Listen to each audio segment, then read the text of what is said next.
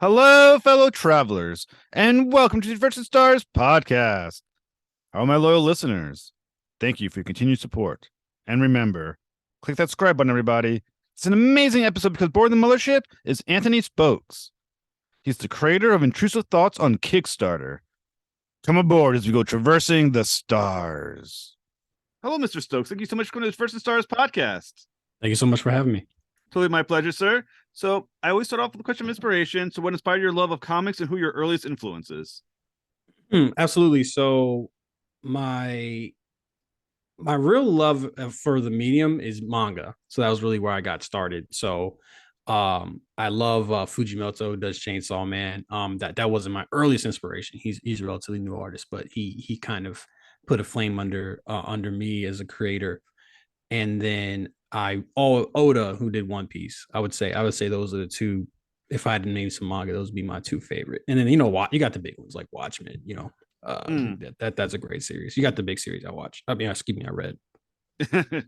So what inspired the creation of your new book, Intrusive Thoughts? I was at a point where I was at a point where I started my first series, Decay, and I really wanted to do something that was very visually. Decay was when I first started it, it was supposed to be something simple. It was supposed to be something relatively easy for me to start and complete.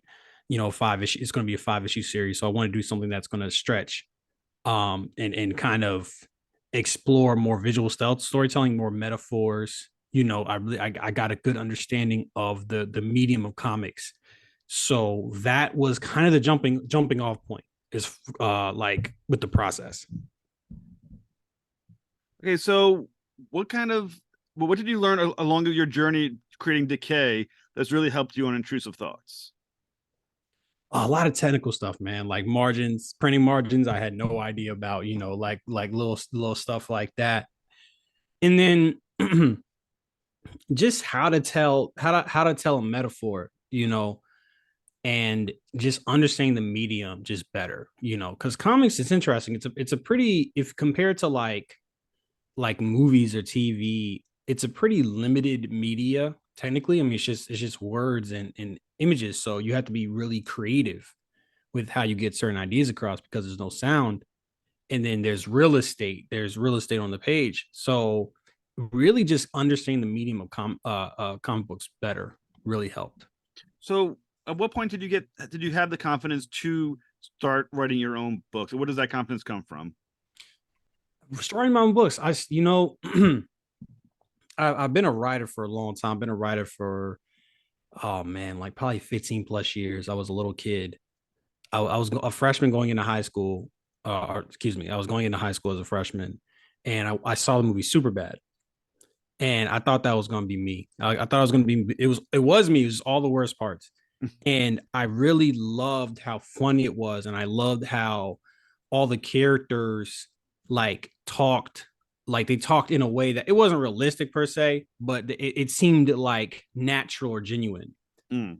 And I was really inspired by that. And then I saw Inglorious Bastards, like probably within the same time, like probably within a year. And I was like, okay, no, I like this too. So watching those two movies kind of started like me wanting. I was always a creative person. I was always like liked the idea, but I was like, okay, I'm locked in.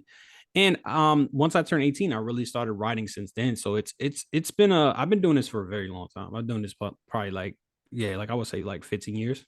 It's a hell of a journey. And like I said, Intrusive Thoughts, I think is extremely well written. I had the privilege of reading the first issue, so I thought you did a great job with that. Thank you. I've also, yeah, no problem. I also really love the artwork. So the artwork is, am I getting the name DNS? DNS, yeah, All that's the right. So artist. so how did this partnership form between you and DNS? So he had done I was looking for cover artists for Decay. I'm always trying to do variant covers, and there's a lot of variant covers for Intrusive Thoughts. There's going to be 6 total covers, 5 for variant covers. So it's something that I've tried to expand upon. But essentially, I looked at his art style and it was really interesting. It's almost like paint like. It doesn't. I mean, to me, nothing else looks like it. Truthfully, it's completely unique. And so he did a cover for me for Decay. A fantastic cover. And then when I met him, I was like, yeah, I'm just looking for artists for covers. And he was like, what show me some references. Like, here, I showed him some references. I told him what I was looking for. He was like, I can start right now. And I was like, "All right, fuck it. All right." So, we started there.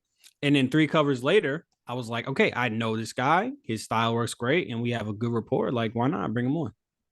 So when you're thinking about are you starting from script or are you working from like a Marvel style plot synopsis? Hmm. Oh no, I have a script. I'm like because I have a screenwriting background. I'm with the script, and if it's very rare, most of my series I will write out the entire series before we start, before a page is drawn. I just like that because you know where you're going. You can foreshadow certain things. You can add, there's certain things. So I'm definitely a scripter, So, with the page breakdowns and stuff like that. so for the listeners who might not know, when you're creating a comic book script, one thing that you're describing is the panels. Now, when you have an artist like DNS, does that affect how you approach what you're asking him to do on the page? Does it do you give it more freedom? Are you more specific about something? Are you more detailed about something? What are you doing in the script because you know you have an artist like DNS who's going to put it on paper for you? With any artist, I try to allow for some freedom and some choice, right? There's certain things where it's like, all right, this is how I want to be, but generally speaking, I try to be as what do I want to say, dexterous as possible, because Okay. they might have a great idea. Like my artist for Decay, took a cover in a completely different direction than what I was expecting, and it became a motif for all the covers. So it's like if I had tried to like pin him down, I wouldn't. I don't know what I would have done for the rest of these covers. So I try to leave some freedom, but it's like when I know what I want, I know what I want though. Hmm. So what is he bringing creatively to the table in his side of the partnership? What I mean, just experience. Just having he's been doing this a very very long time, and then just great illustrations as well. And just like putting his stamp, putting his stamp on things and organizing things really well. I would say. So Tyler is a very fascinating protagonist. How has the psychology been affected by the disappearance of his parents? Oh man, it's completely affected him. He's got depression and anxiety.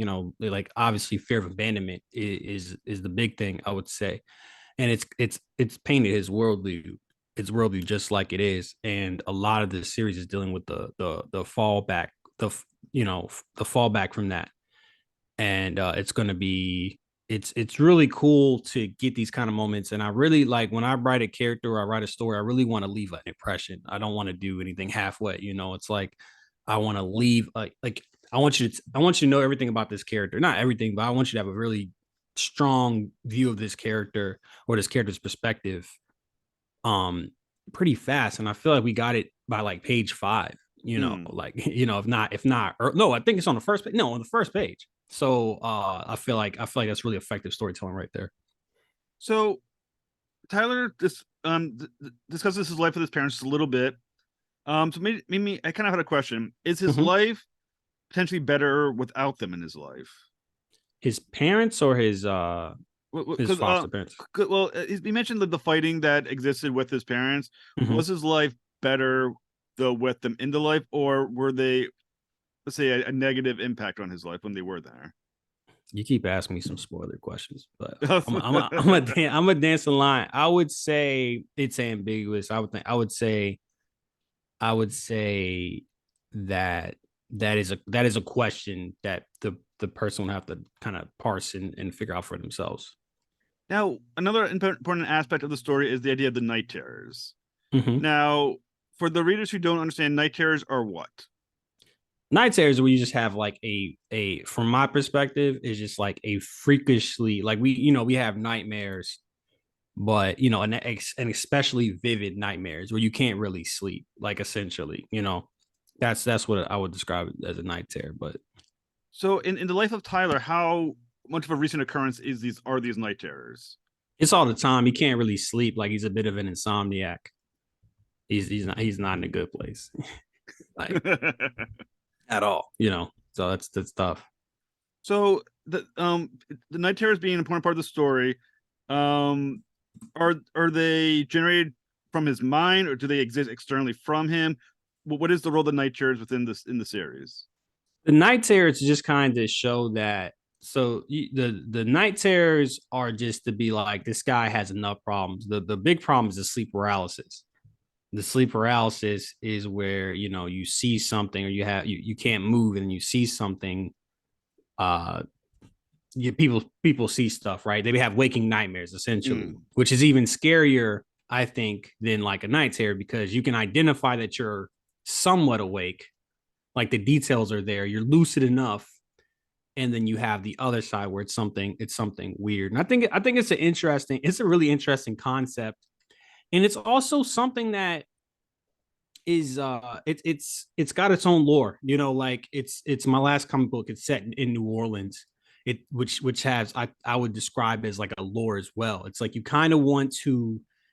want something that a person is going to know about, because then it's kind of less world building you have to do later. So, how did you get familiar with the concept of sleep paralysis and night terrors? Is that something you research, or that's something you're just familiar with from other media? I've done some research on sleep paralysis. I talked to people about it. Sometimes you kind of want to, sometimes you don't want to do too much research. Sometimes you want to just do the idea as it applies to the story, you know, finding that balance. But I for this, because I've written at least another story about it, so I had at least some base knowledge about it. How aware is Tyler of what is happening with these night terrors? I mean, he knows it's happening. You know, like, and this, like I said, this is something that's contributing to his overall like lack of mental stability. And that's what it's about. It's like he can't really sleep, and then that kind of drains your mental health. You know, if anybody's had insomnia, it's very stressful. It's, you know, it puts a lot of strain on your physically and mentally, you know. And then he already has the problems with, you know, his family and his foster family and such. It sounds like he also has a lot of issues with bullying as well. How's that impacting his life? It's definitely not helping. No, bullies are definitely not gonna help anything. It's like he doesn't have a single good thing going for him at this point in the story, unfortunately. Oh, sorry. To... Yeah, I'm support. He's getting a tough break. You you're, know. you're you're giving this guy a hard, like, this got a little bit of guilt probably for making this guy's life so hard. You know, like I said, we got to get in there early and give that characterization as fast as possible. You know. Indeed. So, how many issues are you planning on for Intrusive Thoughts? Six. It's going to be a 6 issue series. Which I just like the structure, and how tight, and also how I could deliver it. I could finish this series in a like 20. If I had to, I could finish this series in 2025, which is a big deal. Or excuse me, 2024. Man, yeah, I'm out of sorts. 2024, if I needed to, if I absolutely needed to. So that's also important. I don't want to be. I want to keep doing different things. I don't want to be tied down to a lot of people in the community. They kind of want to tell, like, a lot of times they're going to tell like one epic story, and for me, it's just like, because you don't know what people might like. Like, if I have an epic sci-fi series and somebody walks past me at a con table and they don't like sci-fi, I'm cooked. But if I have like a sci-fi, a horror, a fantasy, all this other stuff, um, that'll I might be able to grab them more. You know, every comic on your table is like a swing at bat, the way I see it. Also, you're going to be able to maybe get, I want to work with a publisher, so having these shorter series helps with the publisher. And then, like, maybe if the publisher doesn't like this series, they might like another series. So for me it's ultimately about flexibility with the issue length. So, how much of it is already plotted out? Do you already have the issues written out? Are you there's flexibility from this point to issue 6? No, the scripts are written. I'm a plotter myself, so no, the scripts are already written. I mean, I would say every script after this is like, issue two is like 95% done, and then like issue 3, 4, 5, 6 are like 70 to 80% done each of them. You know, I gotta tweak, you know, get my beta readers, but the story's figured out. So, what do you mean you're with your beta readers? Readers. I have people that like will read the script, so I because I love getting other people's opinions. I love hearing what they're about to say. I think I try to get a script like 80% there. I try to get a script that's like it's got good bones. It's got great moments. Okay, but let's tweak it. How can we tighten it up? Maybe expand upon some things. So I have a bunch of people that'll read my scripts, and it's really nice because I've been reading. I've been writing, like I said, for 15 years, and a lot of times it's really hard to get people. It was hard to get beta readers. It was very difficult. I offered to pay people for script feedback at some points. So now I have like not a team is in they work together, but I have a bunch of people that are willing to read my scripts, which gives me the confidence and gratification to keep going. I think a lot of maybe the fault of a lot of indie creators is the issue with accepting feedback. What advice can you give to indie creators who may be struggling with getting that potentially negative feedback from individuals? I read this book and it kind of said it perfectly. It's like you should read no script is gonna be perfect. Like when you read your script, you should know what you feel great about. You should know what you're like, I can get by, and it's be like, this is the weakness. You're not gonna write a perfect script. Like it doesn't exist, it does not exist, especially in a rough draft stage. So what you want to look for is for people to agree with you. You want to see if you're like, I asked, what's your favorite part? And I want to hear the strongest parts. And then like, okay, this part here. So okay, they'll be like this part, which will usually line up. Maybe they have another thing, even better. If they have something that you haven't mentioned, even better. And then the stuff that like, how do you feel about this? And it's like, oh, it's not too bad.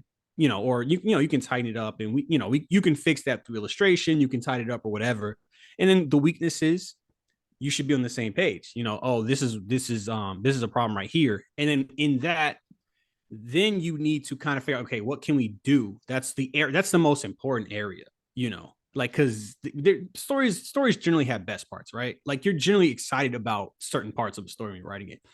So I would say compartmentalize, and like I said, look for kind of, you should anticipate what people are saying. So when you're listening to the critique, a lot of it should be things you expect. And then so kind of just line things up so you understand what you need to work on before you send it over. Mm. I do think that's important for especially newer indie creators. I think people get crushed so easily, or they crumble very easily over feedback. And I think those who make it are the ones who are best at, taking it in, absorbing it, and then moving on. Mm-hmm. Yeah. Yeah. No, 100%. You have to be able to shake off certain things. And like I say this in life. If multiple people are telling you something, you might want to consider it. You know what I mean? Like you might want to let that roll around in your head and kind of just, like think about it. So yeah, most people tell you the same thing is wrong. That's great. And if those people offer suggestions on how to fix it, that's the best. That's the best Mm. right there. You also have to give them a product. You also have to, like, for me, because I wasn't getting feedback, I had to be very self-sufficient as a creator. I had to get very self-sufficient as a writer. I started writing things to my taste. Mm. I watched a lot, I consumed a lot of media, so that, like, okay, cool, I understand what people, I had to get a pulse on what people like to read. And so you can't send them like a mess, like you can't send them some bullshit. Yeah, you can't send them some bullshit because you have to, it's like a trust thing, right? Like it is a bit of a, like, they're trusting you that you're going to take their criticism, and you're trusting them that their criticism is good, that it's in good faith and that they're being honest. So I think part of that as well is bringing them something that is not, sometimes you just write some works, you throw some shit not throw it together, but sometimes you're like, what, I'm gonna fix this in the second draft and we'll see. But a lot of times you should try to give them a product that's pretty good. Don't punish your beta readers. So Intrusive Thoughts is going to be launched soon on Kickstarter. Mm-hmm. You previously had a lot of success with Decay on Kickstarter. So what's the key to creating a great campaign? The key to creating a great campaign. Oh my goodness! Key to creating a great campaign. I'm coming off a 10-hour workday. I would say interior pages. Interior pages is a big thing. As many as you can get. Show off as much as, some people might disagree. I would say show off a lot of the book, you know, like let people know what they're buying. I think also is adding personality.